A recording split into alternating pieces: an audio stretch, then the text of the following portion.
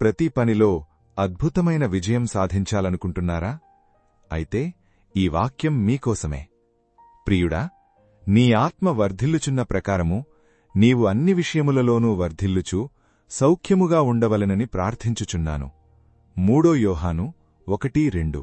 మనం భౌతికంగా లేదా ఆరోగ్యపరంగా దీవించబడాలంటే ముందుగా దేవునితో మన సంబంధం బలపడాలి. అనుదిన ప్రార్థన, వాక్య ధ్యానం ద్వారా మన అంతరంగ జీవితం అంటే ఆత్మ దేవునిలో ఎదగాలి. మీ ఆత్మ దేవునిలో ఎంతగా వర్ధిల్లుతుందో మీ ఆరోగ్యము, మీరు చేసే పనులు మరియు మీ కుటుంబ జీవితము కూడా దేవుని కృపచేత అంతే అద్భుతంగా ఆశీర్వదించబడతాయి. ఈరోజు మీ ఆత్మీయ జీవితంపై దృష్టి పెట్టండి. దేవుని సన్నిధికి మొదటి స్థానమివ్వండి. అప్పుడు దేవుడు మీ జీవితంలోని ప్రతి పరిస్థితిని సరిచేసి మీకు సంపూర్ణమైన ఆరోగ్యాన్ని, నెమ్మదిని అనుగ్రహిస్తాడు.